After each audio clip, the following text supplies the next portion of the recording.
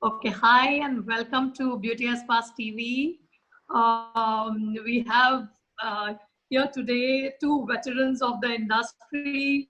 Welcome Sukirti Patnaik and of Indus Salons, Bhubaneswar, and now almost all over India. Is that the idea? I'm sure you're in the middle of the country already, making a lot of noise. And also with us, Sheila Iyengar, veteran journalist, industry observer, and the lady behind the Beauty Business Days, a very important B2B matchmaking concept that she has created and has successfully run through various cities across India.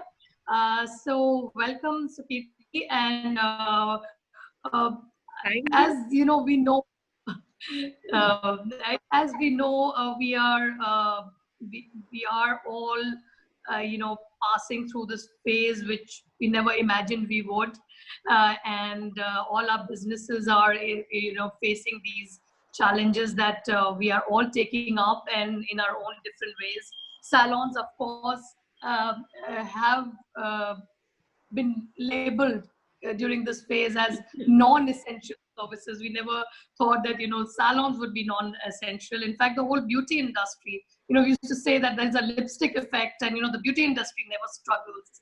But even the beauty industry is kind of it's at a 60 years low as per the latest client release.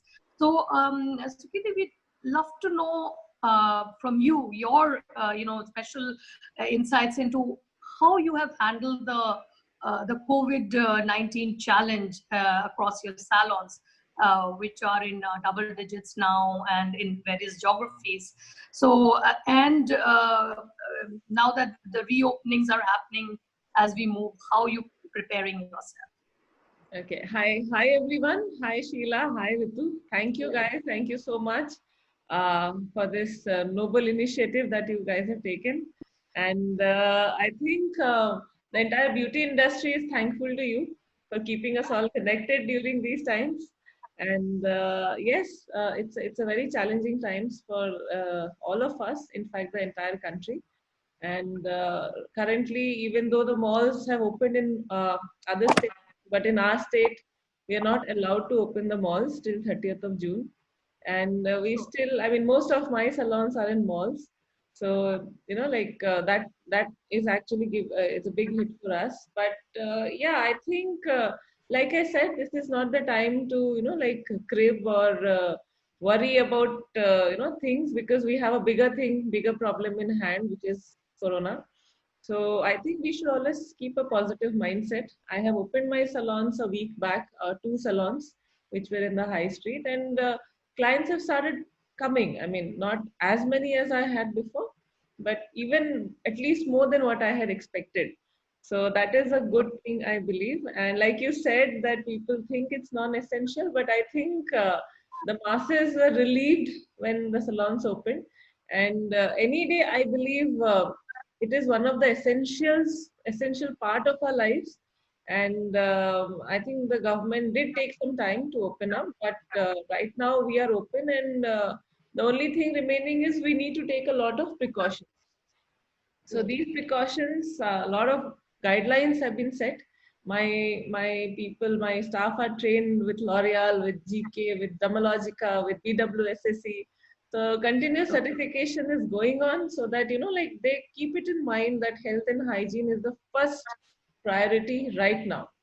I mean, that is Sure. something, it has to be drilled into each and every employee because many of them are not from a highly educated background, and they're not themselves much educated. So even though earlier also we had a lot of hygiene practices in place, but right now, even if they touch their own mobile phone and they touch the client, so that there is a transfer, right? So the constant awareness is very important, and I think that is the first step, more than putting up a show with lot of PPE kit and everything. Yes, but I think it's more in the mind, both for the customer and for the employees. If they have it in their mind that yes, I need to be careful, I think half of the job is done.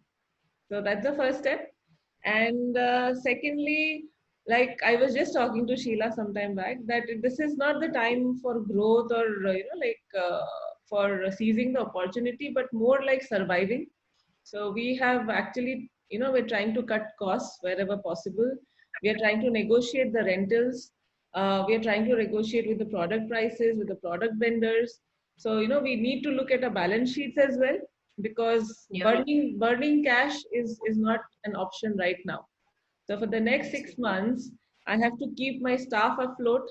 At least, their livelihood should be running. So that is again a priority.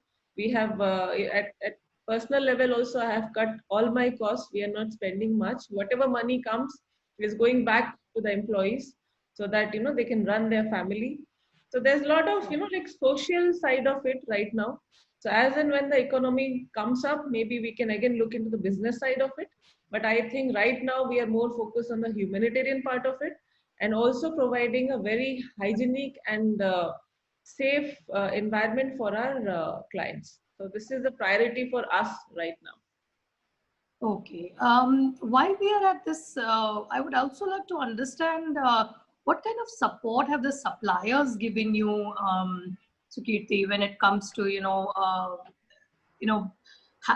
tackling this situation? Have they in any way come up with some assistance with kind of maybe moratoriums on payment or whatever it is?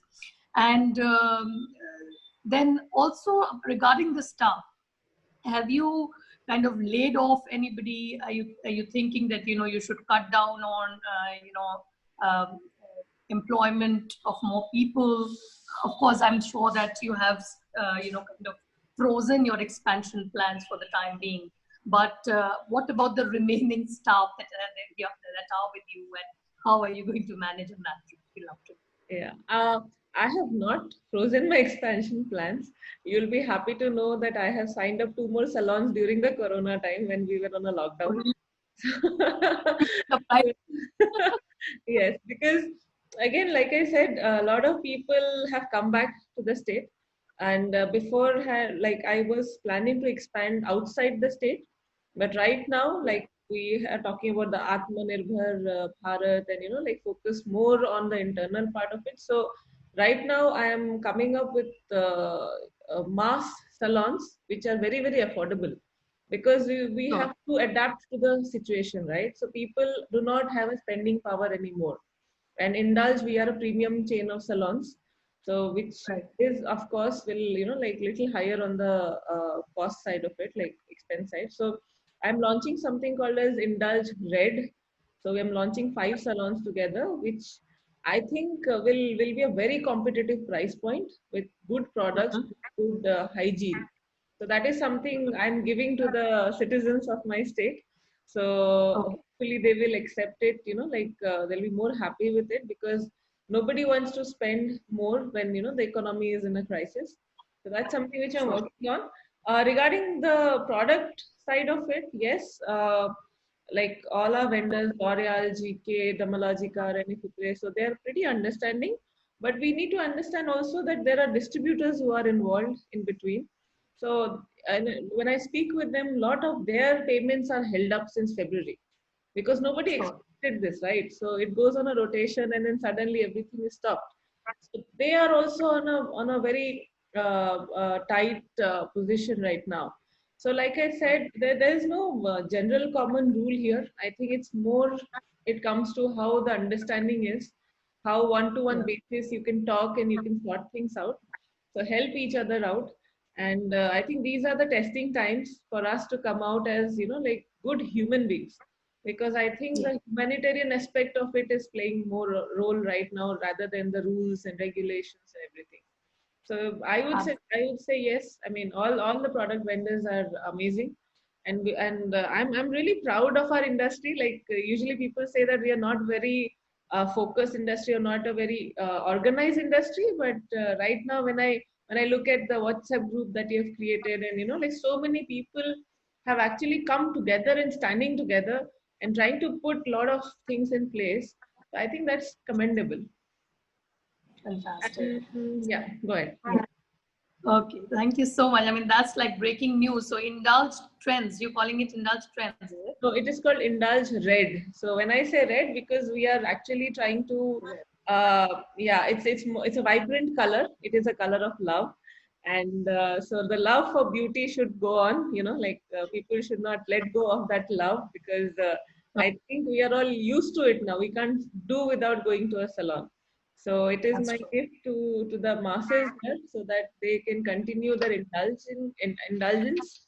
And Yeah, like right now traveling is there's no traveling. People are scared to even congregate in bigger numbers. So the only way they can relax or they can unwind is coming to a salon. So true. that is another thing that people are like they're saying, "Arey, ghar pe baithe baithe bore ho gayi thi. Thank God you guys opened up." So they come Yeah, and they chat up and they get pampered. So it is helping with the overall mental health of people as well. When they get a hair absolutely. spa, when they get a massage, when they get a good haircut, they feel happier, because right now it's a very depressing time. So other than watching television at home, like there's no human contact at all. So I think coming to the salon is again, and I think it's like going out, right? I mean, it's like going out for a holiday. So they can just come to the salon and indulge and be happy. Yes, very relevant points, Sukriti. So now I'll request Sheila ji to, kind of, she has a set of very interesting questions for you. Sheila ji? Yeah. So Sukriti, your name itself has Kirti in it. Yes, true. So, It's well, so so you're a cute. winner in any way. Yeah, a lot of people So find let's, it, but it's so actually before we talk about all your Kirtis, let's talk of your favorite subject, which is women entrepreneurship. women entrepreneurs. You know, Oh yes. yeah. So what do you think are the challenges for a woman entrepreneur, especially in your state?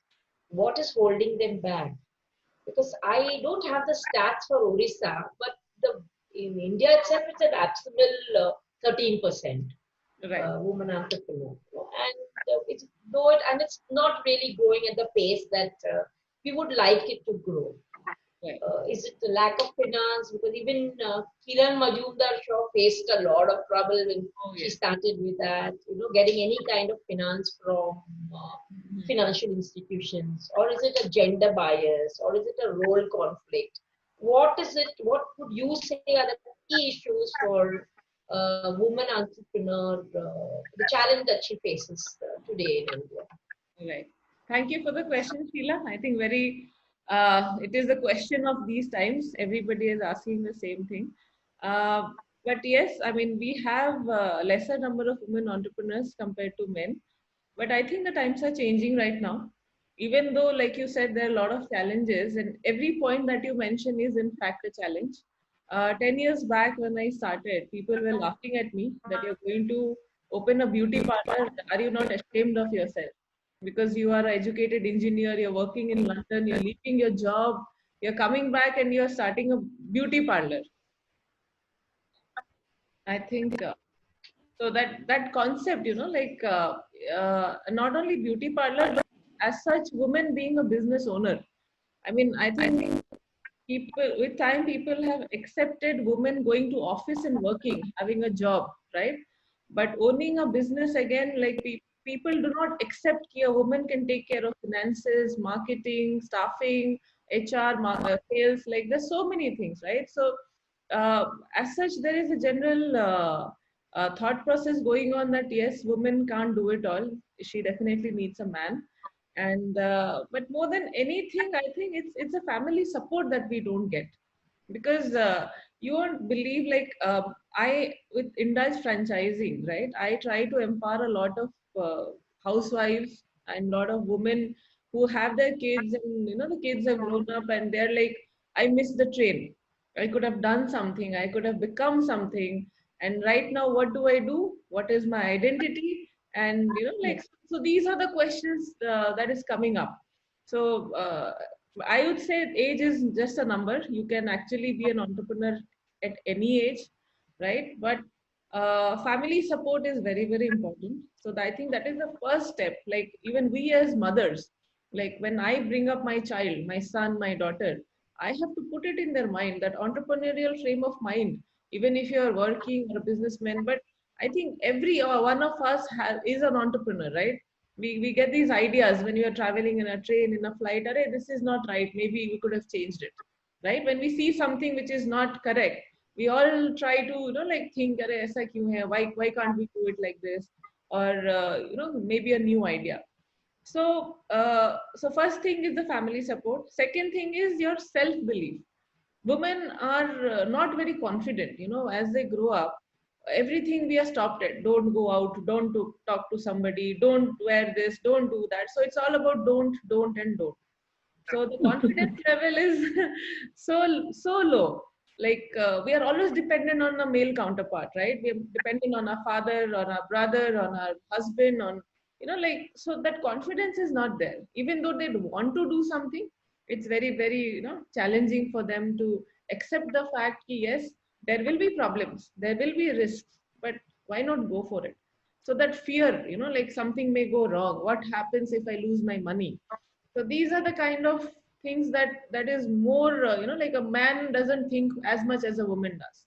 So we need to have the confidence again. Now regarding the finances, yes, when I was approaching the banks, they used to say your industry is a taboo industry, so it is a blacklisted industry and we don't want to give you loan, right? So it took me a long time to create that identity, to create a brand. Now that banks want to give loans, I have loans right now, but it took me, like a good amount of effort and time to get there. So yes, the entire society is changing. The entire society mindset has to change, and government is also coming up with a lot of good schemes for women. So like 2 days back, we are having a meeting with Pratap Sarangi sir, Honorable Minister, and he said 3% of the MSME loan is actually like given for women. So I think that these are the steps that will definitely encourage us. And but the first step is we have to make up our mind, and then I think India has come a long way. We do have a much better support structure like we had 10 years back. So I think it's more to the woman now. Yes, you have to make up your mind. You have to talk to your family, and you have to get it done. So I think that is what is necessary. Sukriti, how are women actually handling this role conflicts? Because this is, when you see my wife is a businesswoman, it's very difficult for a husband to, if we still look at it, is there a man behind that wife? It's still not. And that women has to deal with this role conflict quite a bit. So you're working with a lot of women entrepreneurs. How do they really handle this in terms of? Yes, I think me and my husband are a very good example of that. So we have actually, like crossed that stereotype. So see, role conflict, yes, it was there before because by nature, we are a mother. I mean, women are a mother, and guys have a different hormone level and different thought process, different mindset, and different heart. So we should not go against the nature. Let us accept it that we are here to complement each other rather than compete with each other, right? So, like I said, when we used to work in London, when we came back also, me and my husband, we never had this conflict. Okay, this is your work and this is my work, right? So whatever I am good at, I do it. Whatever he is good at, he does it, and we complement each other. So as long as the men, like they do not get this narrow thinking out of their mind, it is very tough. And not only men, trust me, even women, right? This judgmental category, like we fall into, right? People say women are more judgmental. So that judgmental attitude has to go, because we are in a cosmos state right now, isn't it? I mean, the world is we are all millennials. We are no more in the 19th century or the 20th century, because we are millennials. So we have to understand that we live a life where we look at realizing our dreams, to achieving something, to fulfilling our purpose, right? More than just making our ends meet. isn't it? It's not only about the money anymore. People are traveling, people are helping other people, people are doing a lot of social activities, charities. So we are growing as human beings. And in these times, if we start doing roll callings, right? You are a homemaker and I am somebody who is earning money. I think that way, I think a housewife is actually, she should get paid the most because she is in a constant job 24/7, isn't it? So that way, I think it's again a mindset. So me and my husband, we have always been equals, even in business, even at home, at every point. So I think it's up to the couple to decide without getting influenced by your mother, your father, your in-laws, anybody else. I think it's a very personal space, and the husband and wife have to decide how they have to go ahead. Tell me, beauty business has created, many successful women entrepreneurs, both in the product side as well as the services side. We have Blossom Kochar, we have Shana Hussain, we have Vandana Luthra on one side, and then we have Veena Kumarvel, yourself, or Renu Kant on the services side. What do you think women have done differently? Okay. Beauty industry, again, one must understand it's a very hands-on industry, right? So because it is a technically driven industry, people think that you put, like, I have a lot of people who approach me. I'll put money, I'll take a franchise, and then I'll sit and earn. But I say that it is a passion driven industry. If you have the passion for this industry, join. Otherwise, please don't join. So in general, the passion for beauty is always more with a woman than you see in a man, right? It's a very naturally occurring thing, I believe. And since the passion is there in the woman, I think that is the reason why they succeed. Because me, right? I'm an electronics engineer. I worked for 6 years for Infosys. I was a techie. I was with my laptop on the desk, and I did not enjoy it. So what was my calling? My passion was a beauty industry. So, when you are passionate about something, any hardship that comes, you will overcome it, right? You will cry, you will feel down, but the next day when you wake up, yes, I am again back on my feet. So that is one thing I think which drives is a passion. But if you see compared to other countries, still in this country, a lot of, I think the numbers are pretty less, right? The successful women in the business, like I myself, I want to launch a line of products. I was talking to Ritu about it, right? So we need to, completely go for it. We are importing so many products right now, right? From US, from Spain, from France. It is time we start manufacturing here in high, not only like price point, but the quality of it. So these are the things that we need to look at so that our industry grows even much, much, fast pace. And yes, I think for women, it is a skill-based industry. And who, even with Habibs, right, Javed Habibs, because he's skilled himself, he could create that empire that he has right now. So I think the technical ability is very, very important.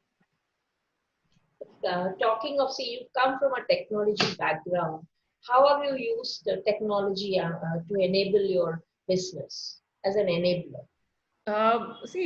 We are all using, right now, technology is the backbone of any business, isn't it?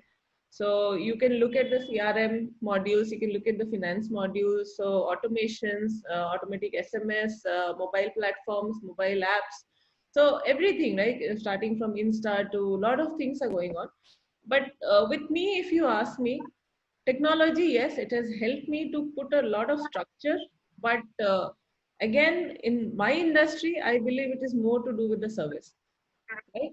So I focus very much with the service. I have tried doing a lot of marketing, but like when I give a very good service to one client, that one client gets me 10 more customers, right? But when I spend the same amount of money going on marketing, putting a billboard, or like just spending money on those lines, they have not given me those kind of returns, right? So I believe, again, we should first make our service very strong. I think that is the first focus area. And then we should get into marketing and, like using other kind of technology and everything. So that is the first priority. And but yes, technology has to be there. So it is make our life much easier.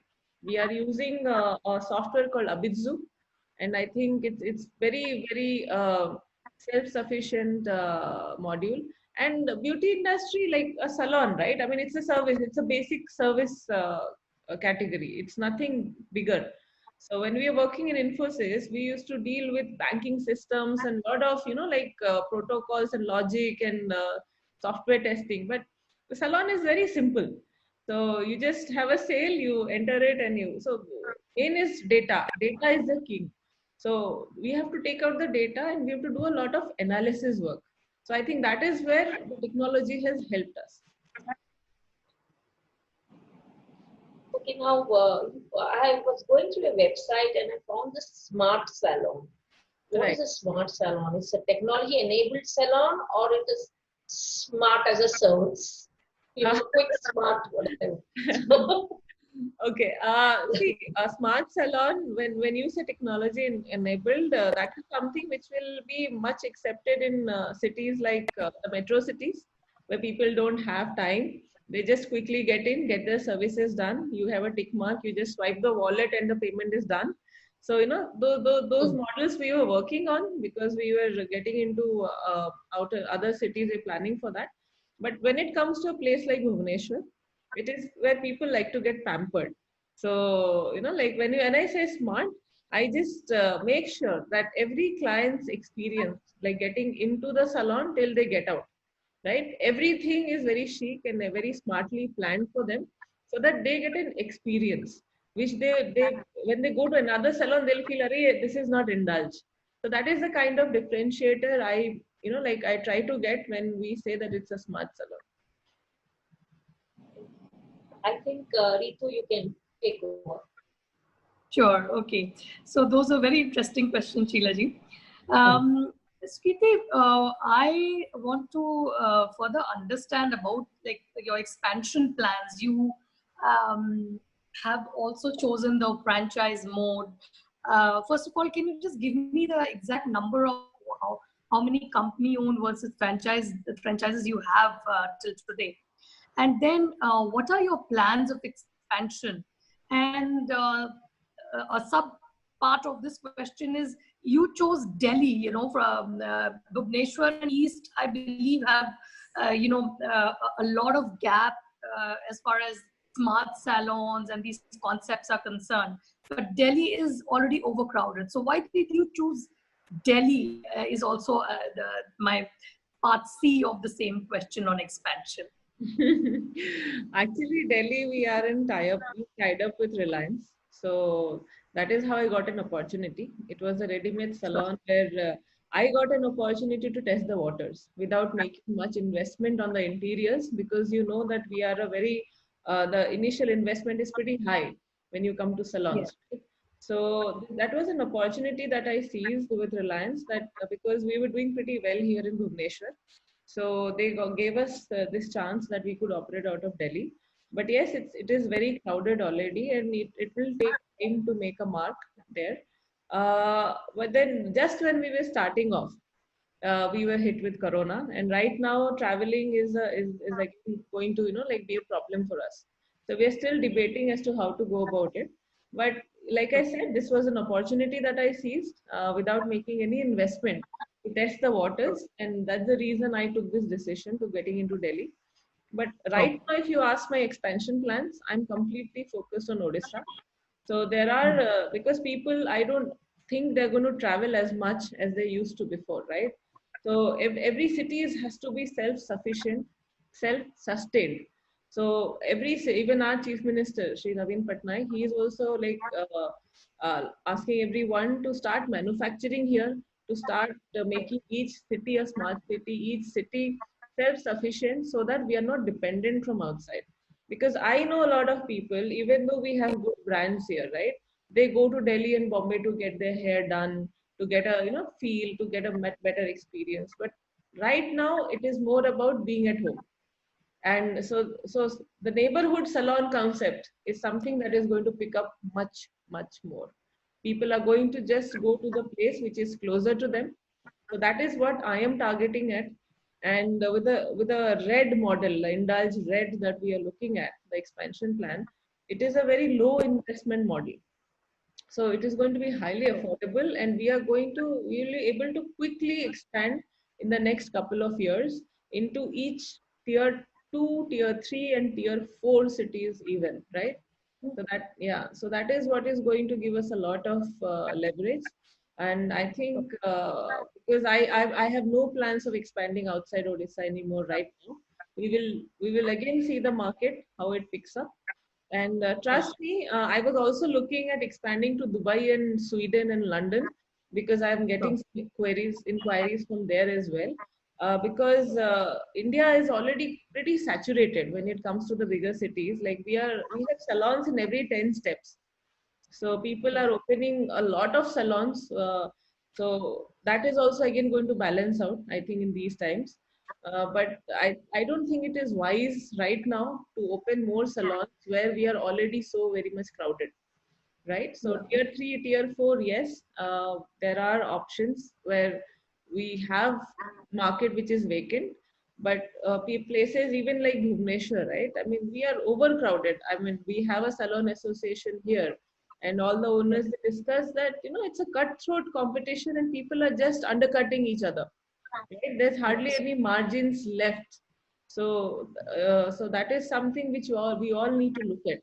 So these are the times which is going to test all the owners, and I think people who are more focused on training their staff, people who are more focused on technical abilities, rather than just opening a salon and getting somebody recruited and run it.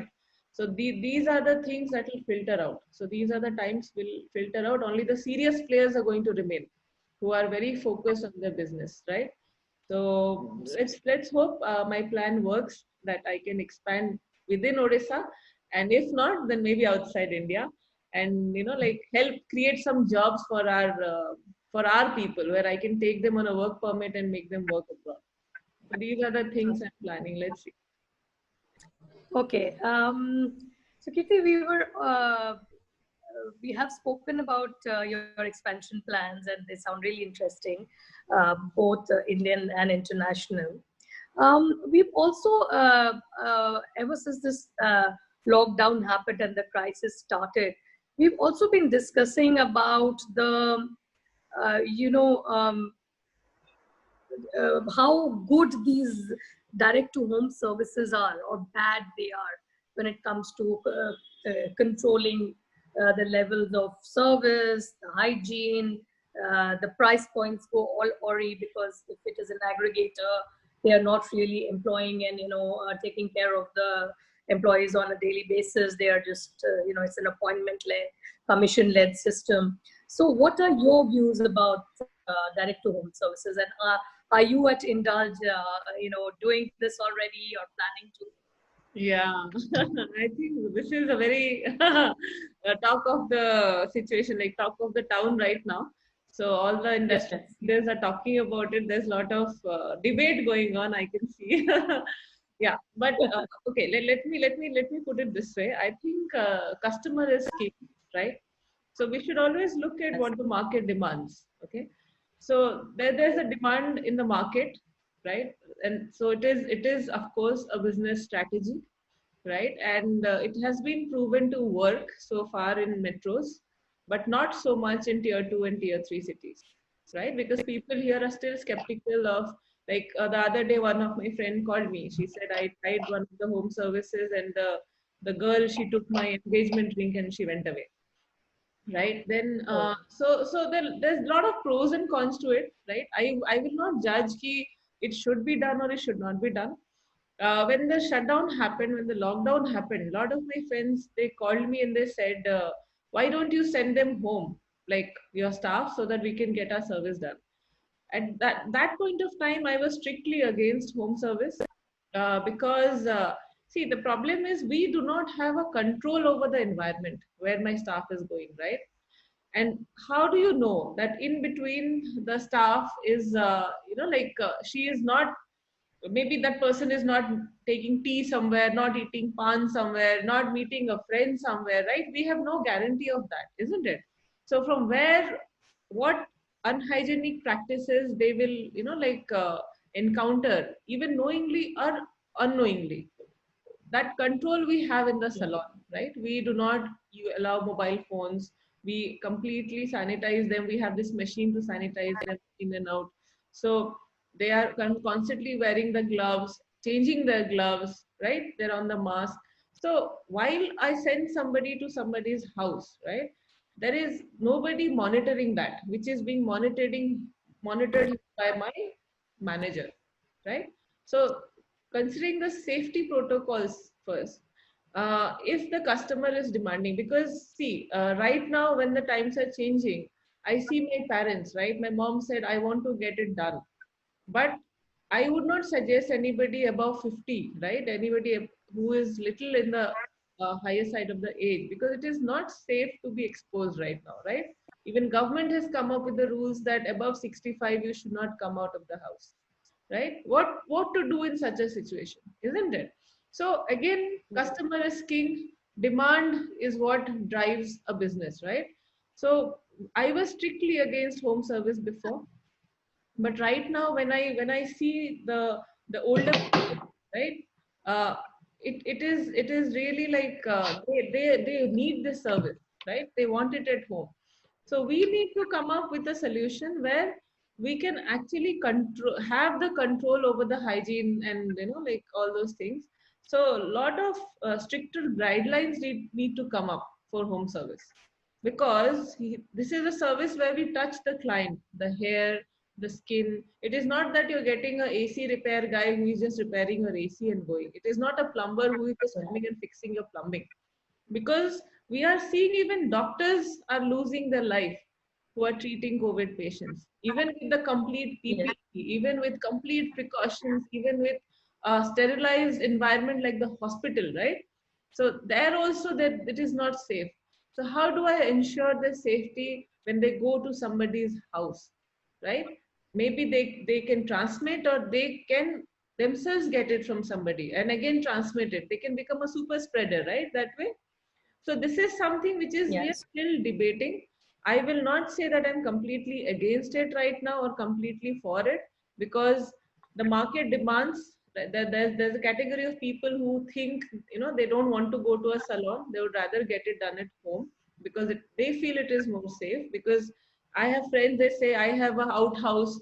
I'll just go there and get it done with all the necessary hygiene and all. So we are my company, my experts, me, my husband, we are all sitting and we are planning, uh, trying to type out all the necessary pros and cons, right? What can go wrong? So trying to prepare a guideline before we launch a home service. But right now I am not for it, because we really don't know if it is a very safe practice to go for, right? So a lot of friends Look at asked me, but I have not. I said no. My salon is a controlled environment. I can make sure that we follow the guidelines.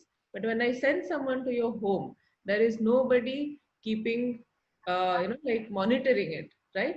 So right now, no. But yes, in the near future, because the customers are demanding it, we may go for home service, but not as an aggregator. No, they will be employed under us.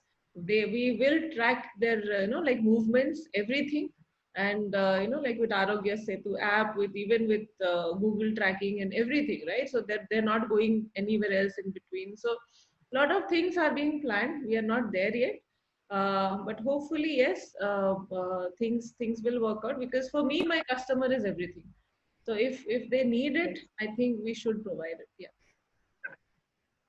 Sure, sure. Yes, those are again very valid points, because given the crisis, we cannot take any risks for the business.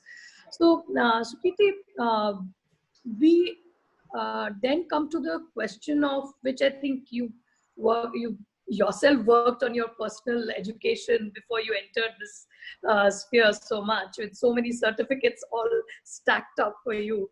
And I'm sure that you're absolutely confident that you are very, very particular when it comes to education of people who you are your hairdressers, makeup artists, or therapists, skin therapists. So what are you doing with education when it comes to your own academy, and because that will be very crucial as you expand in Bhubaneswar and across Orissa. That's I was waiting for you to ask that question. Actually, I have already signed up a place for my institute, and we are going to start the interior works very soon. So, institute is an absolute must if we need to expand, right? And that too, it actually helps me to skill the people from Odisha, because I'm a champion for my state. I really believe that I should create more jobs for Odia people. But the lack of skill, right? It's a skill thing again. So many of my staff are actually from Delhi and Bombay, right? Because we do not get good skilled staff here in Odisha as yet. So my plan is to, like at least train 1,000 people in the next couple of years, so that I can create that job pool here, and create more livelihood for people. So my institute, I think we should see it up and running in next couple of months, right? And education is very important, but again I see a lot of gap. When I invested for my education in London, right? There are a lot of the trainings are very hands-on, isn't it? I mean, we were using a lot of products, even though yes, the money spent was high, but the hands-on training was there, which I see a lot of gap here, because there are certain institutes who function out here, and they send me their staff. I mean, they send me their students after 6 months diploma course, 1 year course, but their hands are not free. They just know the theory part so well, but when it comes to the practical part, there's a huge gap. So I have actually thought that when I open my institute, the first class and the first few classes rather is something I'll directly give them the products to free their hands, do the head massage, do the shampoo, do the facial massage, do a pedicure massage. So their hands are actually they feel more confident, and practically more proficient rather than theoretically. So that gap is something which I'm going to bridge. Yes, that's the gap that India also needs to kind of look at very seriously, because internationally you need an apprenticeship of minimum 2 to 3 years before you actually start working somewhere in a formal way. True. But well, that's the evolution of an industry. We have spoken of the expansion and education. We move to products. You've always said that products are something that you're very, very particular about, and you choose the products after testing. And also we have discussed about having your own line of products, your private label. So I'm sure Ashira ji would have some questions on that as well, but could just tell us about how you choose the products in your salon, and what are your plans about private label? Yeah, I always say that I'm a product fanatic, even though I'm not very trained with the ingredients extensively, right? But when after working 10 years in the industry, and even before that, actually my husband says that I invested in Sukiti, because a lot of his money is also invested. So he said I invested in Sukiti because her cupboard used to be full of products. So even before we got married, like when we used to date, and I used to buy like Lancome, Estee Lauder, Dior, this, that. So I used to maybe use for some time, and then again go to the next. So many women do that, isn't it? Like that is our hobby, you can say. So products, yes. I mean, with time, I have learned to see the effects of the products. So I do a lot of R&D, and if I still have some products lined up here in my office. A lot of these manufacturers, they not manufacturers but product vendors, they come and tell me, ma'am, आप ये test करके बताइए कैसा है, right? Because things have happened when I have told people this is something which will not run. Even like bigger brands have come and they've launched products in the market, and I have tried it, And I told this will not run. And then they say big names that this salon is using it, he is using it, she is using it. What is your problem, right? And within a year, I see that product being scrapped from the market, right? Yes. So like I'm a very pro customer person because I always place myself in their shoes, right? When a lot of keratin started getting launched, right? So we saw that with after the keratin is out of your hair, it becomes like a jhadu, like a broom. Most of your hair, like it becomes like that, right? So with lot of peels, you do a lot of peel immediately within 3 days, 5 days, you see amazing glow in your skin. But within 6 months, you develop pigmentation, right? So there, I'm a very, very pro customer person. I do not believe in a shortcut. I do not believe in an immediate profit. It is more about the trust. So my customers are there with me since last 10 years, right? So that means something. I tend to make the protocols. I tend to make the SOPs. I really do not go by exactly what the vendors suggest or the product manufacturer or the professional lines suggest. I test the products and I test it on myself. So you can see even my hair is completely damaged because I try a lot of products on myself before I put it out on the floor for my customers. So yes, so again, going forward, I would like to launch something in the professional line as well as in the retail line, like directly for the consumer, because how the time is going right now, people will try to do a lot of things at home. Okay, because when I used to be in London, we used to have lot of product options, right? Blackhead removal and instant whitening mask, instant, like lot of masks and serums and lot of these things which we do it at home on a regular basis. So I will be working on something on those lines. I'm already talking to companies in Korea because they are technically very, very advanced. So I'm talking to them for the formulations. So hopefully within a year, you will see a lot of movement on those lines. Okay. So on that note, I'm wondering if Sheila ji would like to ask you a question because products are her favorite topic. I could see like she lightened up when we're talking about products.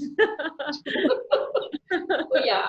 So Pradeep, for you, see, a product is you can say a sum of so many things. Right. Okay, so there are ingredients, there are process, there's the Technology. promise, the packaging, and so many other things. Efficacy is one of the most important part of because you have to deliver on a promise. End of the day, that's what a product is supposed to do. So how do you, because see, efficacy is again a very very, very odd kind of a thing, because it might look efficacious, but it may not be efficacious. Right. So how do you tend to place products? Like, how important is the efficacy to you, or how important is the fragrance, look, texture, and everything to you? So in your scheme of things, how do you place them? How do you mark them out? Right. You're absolutely right, because efficacy is something which you cannot measure immediately, right? And in India, we have 60 different types of skin. So, something which suits somebody will not suit the other person, isn't it? But I have seen, like, again, experience comes into play. And in most of the R&D, right, if something does not suit one person, okay, if something is harmful, it is in general, it is harmful. Maybe something wouldn't do much good to your skin, maybe, but something which does bad to your skin will definitely do bad to everybody, mostly, right? So for me, that R&D is very important. So 3 to 6 months, I tend to test, but I can't justify it with a degree of ingredients knowledge or degree of college, but uh, with 10 years of experience, right? When I do a waxing and I see how the hair grows back, I know what kind of product it is, right? If the skin is peeling off or not. When you do a facial, right? After the facial, yes, everything is very nice, hanky dory. But after 2 days, when you see your skin starting to dry out, right? There's, like it becomes very dry and dull, even within 10 days, 7 days.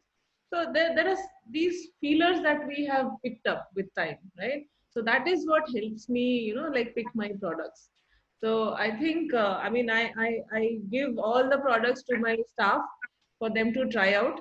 So, and I keep monitoring them. Ki, how is your hair now? How is your skin now? After a month, after 2 months. So these things keep happening and I enjoy doing it.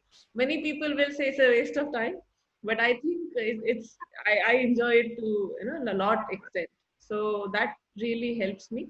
You can say my gut instinct, because we as a woman, we have that thing with us. With time, I have picked it up. And also the result, because what you see is what it is, right? So within a month, within a 2 month, how you see the result is coming.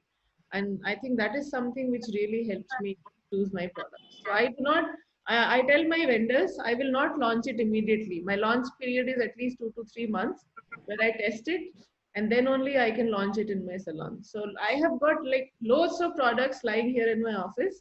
And when people say just test it and give us a feedback, and I give feedback to a lot of people. So I think yes, you can say my passion has helped me in that way. Yeah, this pandemic has led to a situation which has made us rethink on a lot of things.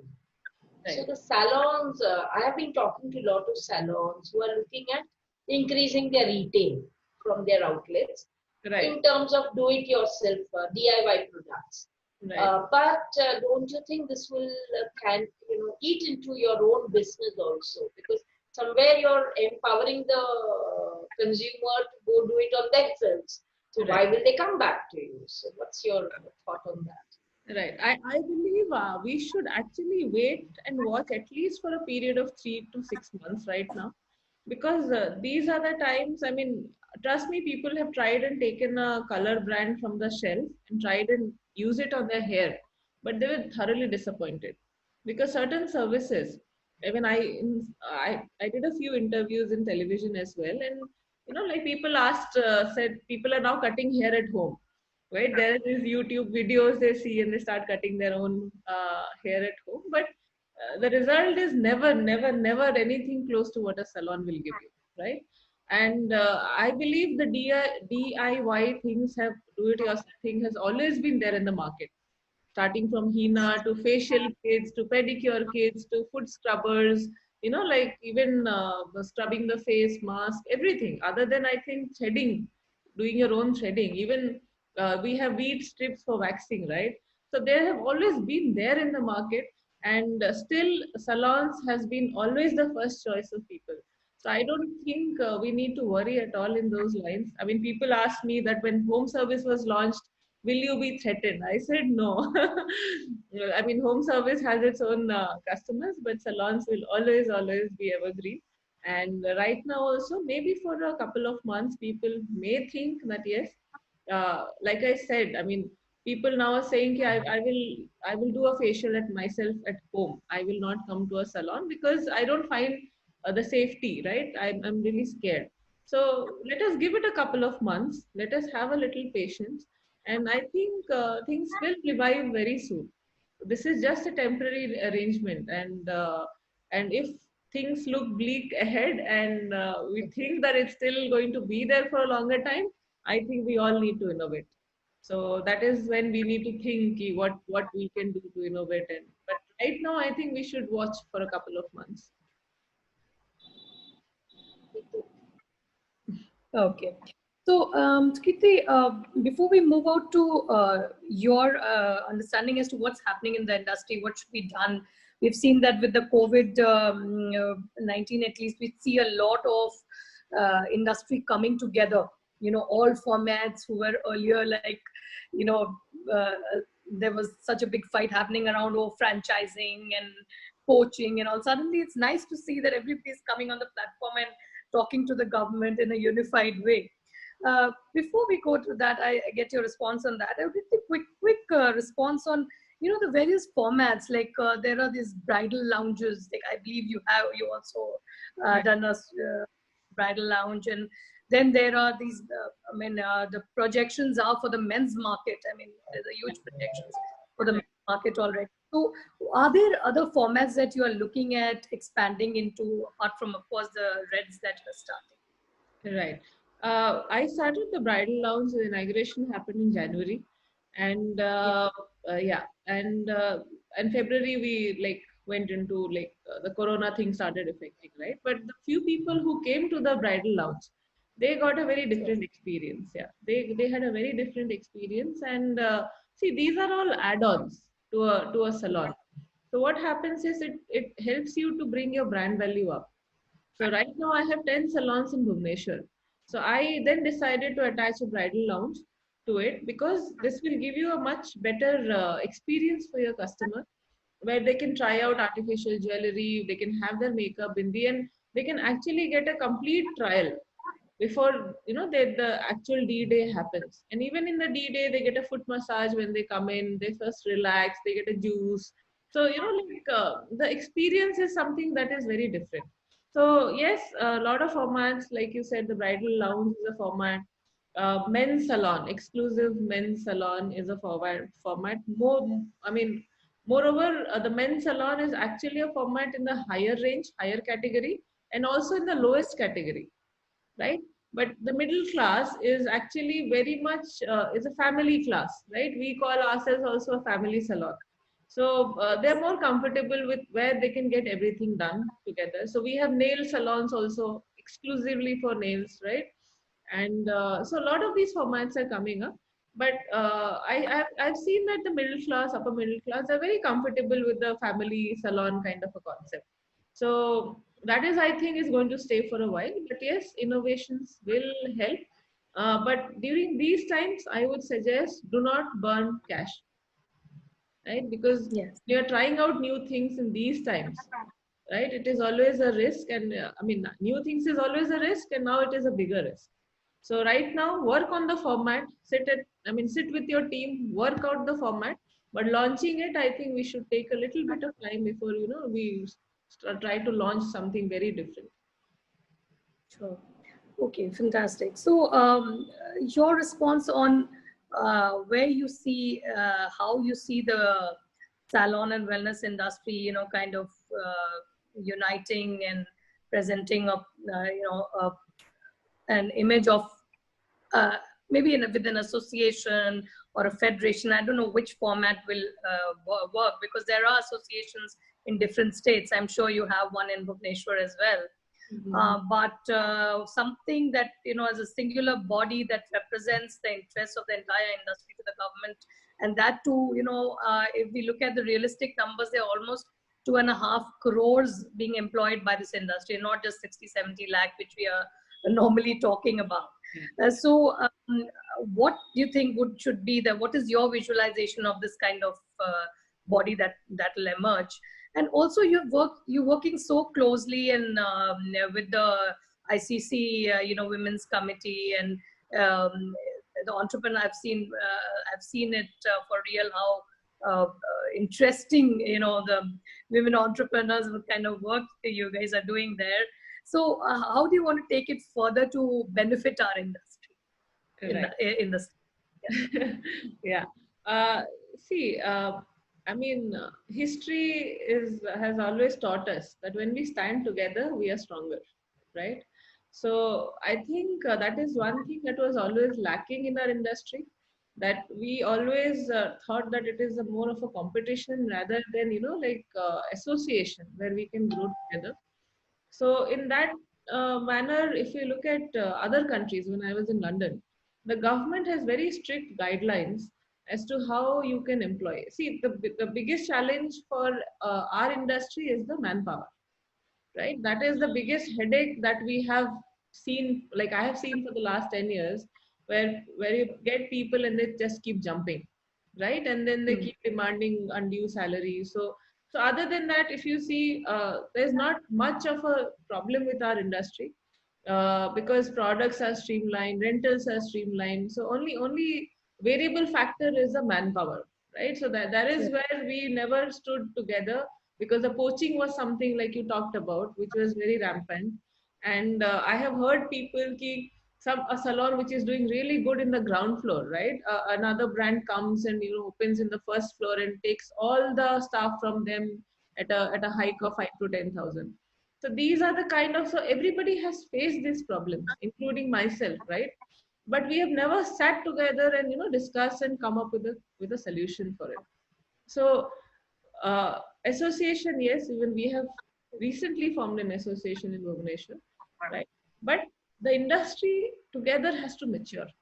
When you look at the industry, you have very big players, right? Very professional, very corporate, and then you have small beauty parlors, right? Where the people who are running it are not even graduates, isn't it? So how do you unify it? So that is the biggest challenge, because the maturity has to be there overall in the industry, which will only come when the government puts strict guidelines, hiring protocols, firing protocols, contractual protocols, training protocols, right? I mean, we have people who can't even read ABCD, but they're doing peeling and they're doing chemical peels, right? In salons, you can see that, right? So it is about time that we put a structure to these kind of, you know, like practices that are going on in the industry. So until and unless that happens, right? And why did the one of the reasons why I got into this industry is because I used to play a lot of tennis. Okay, I used to be very dark with the suntan and burn, and my parents were very worried ki who will marry her. She looks so bad and she's like so dark, and who is going to marry her? And my father used to take me from one parlor to another parlor those days. Ki please do something with my daughter so that, you know, she looks more presentable, right? So I've gone through that as well, and, you know, like I have been cheated left, right, and center. I went to a very known salon those days, and trust me, I was hardly 16, 17 years old, right? So they gave me a facial every single day for 7 days, and we had no idea that we, yes, I got a thermo facial. That thermo hota hai na, that hard, it becomes hard, and it's for aging skin, very loose side. And I got it done at 16 years old. Okay, so I have had these kind of experiences, and trust me, till now, people, I mean, I know there's a lot of awareness in the market, but people, हाँ ये कर देंगे, वो कर देंगे, आपकी बेटी पूरा गोरी हो जाएगी, सुंदर हो जाएगी. I mean, all these things, right? So these false promises is also a part of our industry which needs to go. Okay, so there are a lot of, like I said, the maturity has to set in. So we together, because we are the leaders, the pioneers in this industry, we need to come together and put safe practices, good practices together, right? Where the professionalism is there. When you go to IT industry, when you go to a telecom sector, when you go to even a real estate sector, the maturity is there in the people, right? There is a professionalism there in the people. When you come to the beauty industry, it is more of, you know, like pikes and curves. Like there are a lot of people who are already there, but there's a big mass of it which really need to come up to there. The government and the association together should work on this and create the guidelines, create the protocols, train each and every parlor, every barber shop, everybody, so that they mature to that level and they understand the repercussions of the services.